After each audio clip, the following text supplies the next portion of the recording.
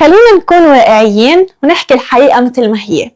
بالمدرسة والجامعة ما في شي حلو تقلكن عنه لتلاحظوه وتصيروا تحبوا الدرس من وراء، بس في أمور فيني قلكن إياها بتقدروا تخلقوها وتزيدوها على حياتكن لتقدروا تتقبلوا الدرس والمدرسة شوي أكتر وكايندوف تحبوهم.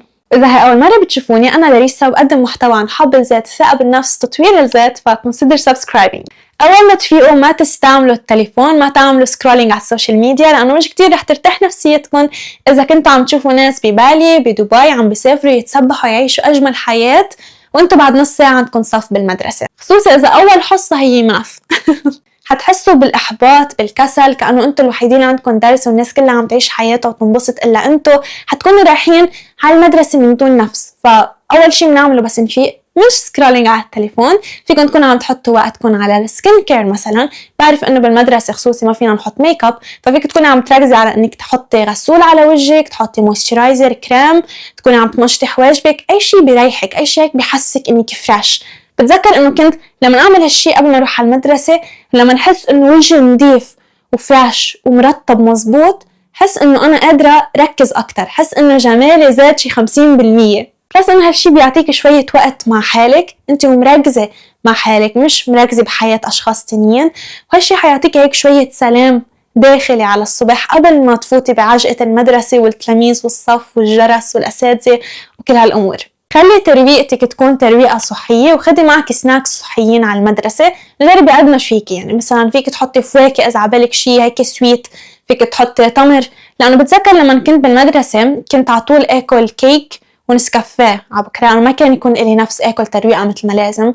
روح ما عندي انرجي، ماني قادره اركز، بشرتي مش مرتاحه، انا مش مرتاحه مع جسمي، ما عندي طاقه لشيء. وهذا الموضوع غيرته بالجامعه وشفت فرق. لهيك عم بقول لك انه عن جد في فرق، لاني جربت الحالتين، جربت الترويقه الغلط بالمدرسه والترويقه الصح بالجامعه. الترويقه يلي كانت عن جد عم بتغذيني، كنت احيانا حتى اعصر عصير ليمون فريش اورنج جوس على بكره قبل ما اروح على الصف، حس انه كلني طاقه وحماس ونشاط اني اتعلم. وخصوصا انه اختصاصي كنت عم بدرس سينما بالجامعه، فاختصاصي بده كتير حركه وتصوير ونحمل اشياء ثقيله وعده واخبار، فكان عندي طاقه بجسمي اكتر بكتير من ايام المدرسه. وكمان خدوا معكم اكل على الجامعه او على المدرسه، لانه هالشي حيخليكم تتجنبوا تضطروا تشتروا من الكافيتيريا، لانه شو في بالكافيتيريا؟ كل شيء مش صحي. في عندكم العجين بالمناقيش، في عندكم الدونتس بالحلو، عندكم كتير انواع شوكولات والجوس كله مصنع، يعني نسبة السكر المصنع الموجود بالكافيتيريا كتير عالي. ما عندكم خيارات صحية تختاروا منها اساسا، فلنتجنب انه اصلا نفوت على الكافيتيريا نشتري، فينا نكون عم ناخد معنا. واذا ما عندكم وقت الصبح تضبوا كل هالامور، فيكم تضبون قبل بليله، هيك بتروحوا كلكم طاقه وبتضلكم كلكم طاقه بقلب النهار لانه معكم اكل تاكلوه. نفس الشيء كرمال المي كتير رح تساعدكم تركزوا اكتر، تحافظوا على الطاقه تبعكم بقلب النهار، بس بتفيد البشره تبعكم، فانتم عم تستفيدوا من كل النواحي. بستغرب كتير لما اعرف تلاميذنا بياخدوا مي معهم على المدرسه، انه ليه؟ شو عم تعملوا بحالكم؟ خدوا مي لتقدروا تركزوا وتحسوا حالكم فريش طول النهار. وبعرف انه المقاعد بالمدرسة او بالجامعة كتير مش مريحين، وبيبقى بدنا نقعد عليهم طول النهار ساعات وساعات. فاللي كنت انا اعمله بالمدرسة انه كنت اخد معي مخدة، حطها على كرستي واسند عليها وارتاح، وكانت المخدة كتير حلوة. فيكم كمان تعملوا هيدا الشيء، وفيكم تجيبوا انتو وجه للمخدة تبعكم يكون استاتيك، فيكم تغيروا الوجه من سنة لسنة هيك كرمال ما تزهقوا. فيكم حتى تجيبوا اسفنجة تقعدوا عليها مش بس تسندوا عليها، يعني انتو قادرين تزبطوا القعدة تبعكم تكونوا انتو كتير مرتاحين بالقعدة وتقدروا تتحملوا ساعات وساعات. وهذا الشيء المدارس اجمالا ما بتقول لا عليها، خصوصا اذا انتو حكيتوا مع المسؤولين هنيك، خبرتوهم ان هالشي عم يجعلكم ظهركم، ما عم فيكم تتحملوا القعده، هالشي حيساعدكم تركزوا اكتر، ما حيقولوا لا. بماي كيس ما حدا قال لي لا، وكرمال ما افقد هود الغراض او ما ضلني عم باخدهم معي على البيت ورجعهم كل يوم، كنت حطهم بكيس وضبهم بالكازيه تبعي بالمدرسه، اللوكر، الوات ايفر يو هاف، فيكم تضبون فيهم، تقفلوا عليهم طول النهار، تحطون وترجعوا بتقعدوا قاعده مريحه. جربي الشركة بالصف قد ما فيكي. إذا أنت بتنعسي، بتزهقي، بتحسي الوقت كتير عم يمرق على البطيء، جربي الشركة. لو حتى قلتي أجوبة غلط ما حدا بهمه، المهم إنك ما تغفي وما تحسي الوقت طويل. هالشي كنت أعمله أنا بحصص الماث قد ما كنت أكرهن، فكنت جرب قد ما فيني ضلني عم بعلي إيدي، عم بسأل، عم جاوب، يعني ضل عاملة حركة بالصف كرمال حس الوقت عم بيقطع أسرع. لأنه بس تكونوا بس قاعدين مكتفين وصافنين وشاردين والأستاذ لحاله عم بيشرح، تحسوا الوقت كتير طويل وكتير صار في معلومات مش فهمانينها، وحتكرهوا المادة بعد زيادة. فجربوا شاركوا قد ما فيكم، وصدقوني انه حتحسوا الوقت دغري قطعه.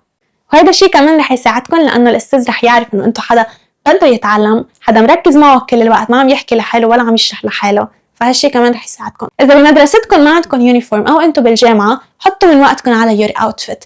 انتم الاطلاله اللي بتكونوا فيها بتعكس على ادائكم بشكل كتير كبير، وبتعكس على انتم كيف عم تشوفوا المطرح اللي حواليكم.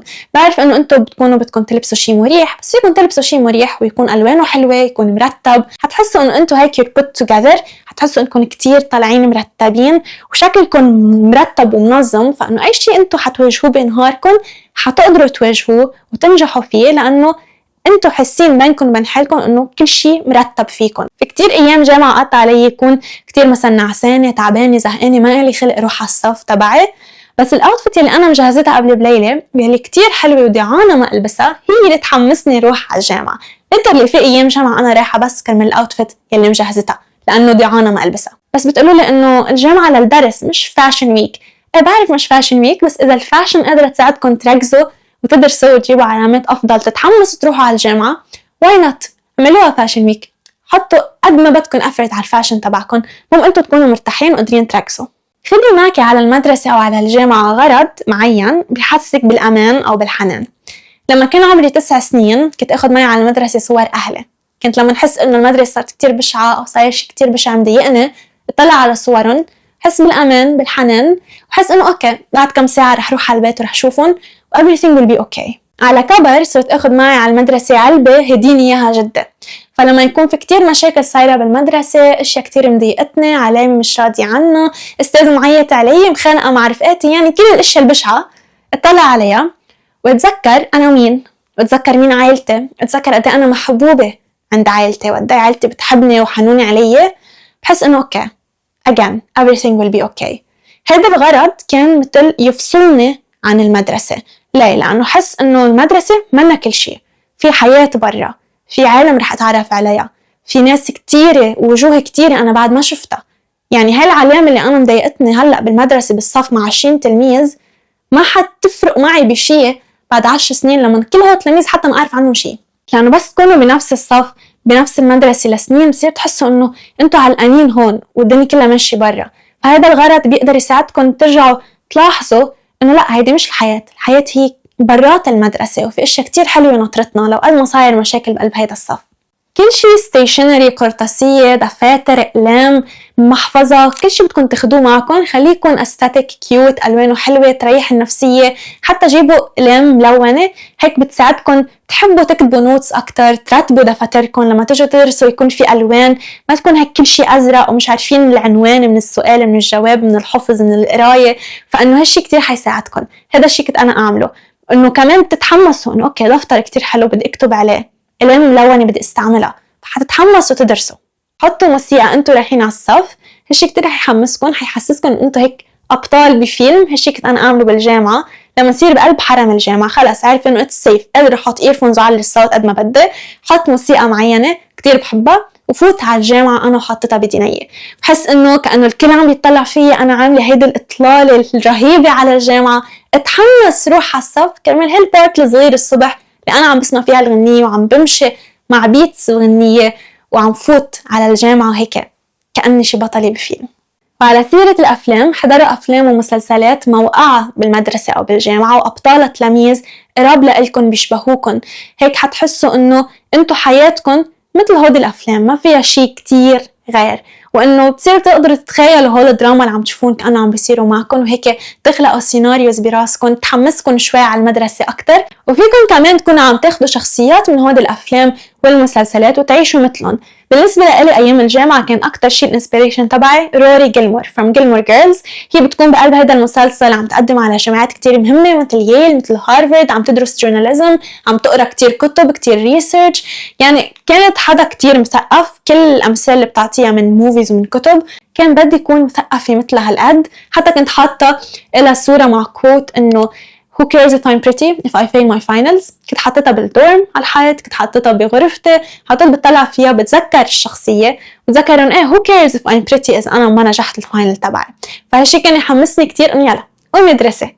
غيري قصة شعرك، هيدا الشي رح يخليك تحس إنه أنت إنسان جديد، حتحسي انه صار في هيك نيو تشابتر بحياتك، فرصة جديدة انك تكوني التلميذة اللي انت كل عمرك عبالك تكونيها، لانه خلص بتحسي انه المرحلة مع شعر طويل قطعت، مرحلة مع شعر قصير مبلش جديد. فهذا الشيء إلي شخصيا كتير كان يساعدني. كنت بالمدرسة بس حس انه خلص فلت بروتين، كتير صار في عندي ضغط درس، اشياء مش عم لحق ادرسها، ما بقى عم بدرس مثل قبل، قص شعري. حس اني صرت انسان جديد، لوك جديد، صرت قادرة اكون تلميذة جديدة، وهيدي التلميذة الجديدة كتير بتدرس، فاقدر ادرس كتير. هيدا مش شيء علمي، هيدا شيء نفسي. بس لما تغيروا شكلكم، تعملوا تغيير جذري بشكلكم، بتحسوا ان انتوا انسان جديد، وهذا الانسان الجديد قادر يبلش عادات جديدة. لو من اول السنة، لو انتوا بنص السنة الدراسية تبعكم قادرين تقلبوا وتصيروا حدا جديد. خلي يكون عندك بالبيت شيء تتحمسي كرماله.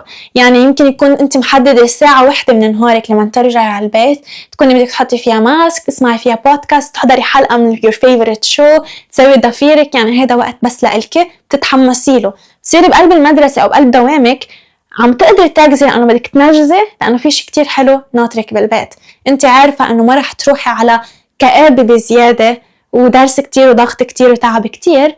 لو عندك درس انت عندك هيدي الساعة تتحمسي لها وتنطريها، لأنه هيدي الساعة بس لإلك بتعملي فيها كل شيء انت بتحبيه. هيدا التب it goes without saying، ده شيء كتير طبيعي. بس اهتموا بنظافتكم الشخصية، حطوا برفيوم، جربوا أكتر من برفيوم لكن انتوا لقيتوا الريحة اللي بتحبوها، لأن لما تحسوا حالكم نضاف وريحتكم حلوة ويرفرش تقدروا تتحملوا 7 ساعات بالمدرسة كتير أكتر من إنكم تكونوا مش طايقين حالكم وتعبانين وهيك مش حابين حالكم فلما تكونوا هيك فريش وريحتكم كتير حلوة وملقيين البرفيوم اللي عن جد بيعبر عنكم وفخورين إنكم بتحطوه، رح تتحمسوا أكتر لكل شيء بقلب نهاركم. وكمان لازم نغير تفكيرنا، طريقة تفكيرنا، وجهة نظرنا للدراسة. بدل ما نشوفها إنه عبء وشي كتير بيزهق، خلينا نشوفها نعمة، لأنه مش الكل عنده هيدا النعمة إنه يدرس وينقع على الدرس ويحضر هيك فيديو ليشوف كيف بده يحب ويتقبل المدرسة. لأنه في كتير ناس منا قادرة حتى تجرب هيدا الشعور لنهار، فهيدي نعمة كتير كبيرة. ونشوف إنه نحن عم نزيد ثقافتنا ووعينا من خلال الدرس. هيدا الدرس منه عبء، منه قصاص، هيدا الدرس عم بيطورنا كإنسان، عم بيزيد على شخصيتنا معلومات وثقافة. كمان شي كنت أعمله كان يساعدني إنه أتخيل بدماغي في غرف، كل معلومة جديدة تفوت على الغرفة تضوي الغرفة. فكنت أتخيل إنه كل ما أنا عم باخد معلومات، كل ما أنا عم بزيد الأوض المضوية براسي، كأنه هيك عقلي عم بيضوي بمعلومات جديدة وبثقافة وبعلم.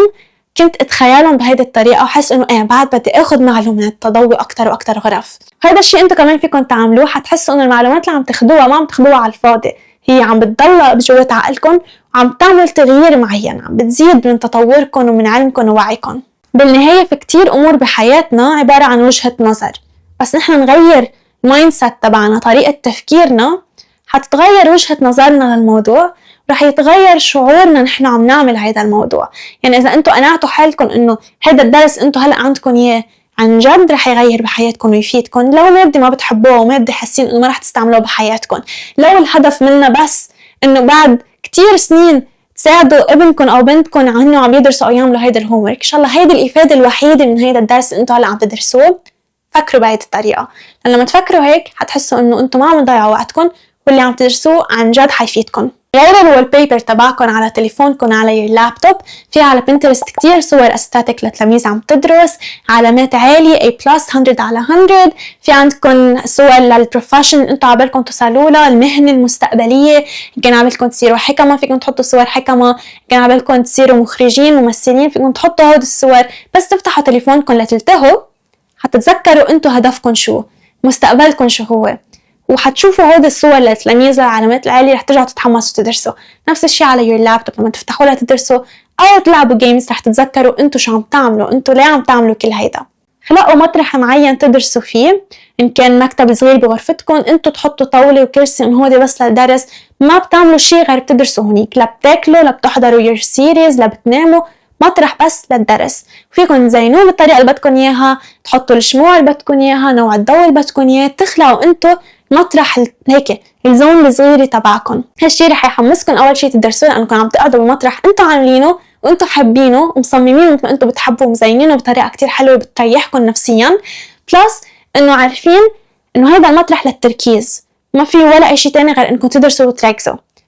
تلقائيا عقلكم رح يفهم إنه أوكي أنا بهيدا المطرح، يعني أنا لازم أكون عم بركز على الدرس. والمتعة بالموضوع إنكم تخلقوا هيدا المطرح، إنكم تحطوا الإبداع تبعكم لتعملوا المطرح هيدا اللي أنتم بتحبوه. احضروا على يوتيوب study with me videos، بيبقى في ناس مصورة حالها إنها عم تدرس بوقت حقيقي، في أشياء مع ميوزك، في أشياء مع بريكس، هيك ما بتحسوا حالكم عم تدرسوا لحالكم، في حدا عم يدرس معكم. هالشي كنت أنا أعمله خصوصي إذا عم بدرس بالليل وعائلتي كلها نامت، بتونس بهذا الشخص اللي عم يدرس على اليوتيوب، بلس إنه بيحط علي مسؤولية أكتر. يعني إذا أنا كنت لحالي عم بدرس فيني أخذ بريك ساعة وما حدا بيقول لي شيء، بس إذا كان هذا الشخص عم بدرس معه حاطط تايمر ورن التايمر إنه خلص خلص البريك، أنا تلقائيا رح أرجع ألتزم معه وكمل درس.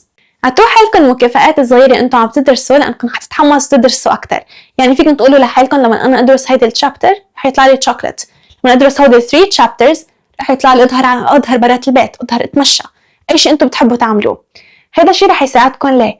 لانه حيكون عم تاخذوا انتم مكافأة بنفس الوقت اللي انتم عم تدرسوا فيه. اللي عم ندرس له اللي هو الامتحان علامته هي المكافأة، وبالتالي الشهادة هي المكافأة، بس هودي مكافآت كتير بعيدة كتير لقدام، مش نحن عم ندرس دغري رح نوصل لهم.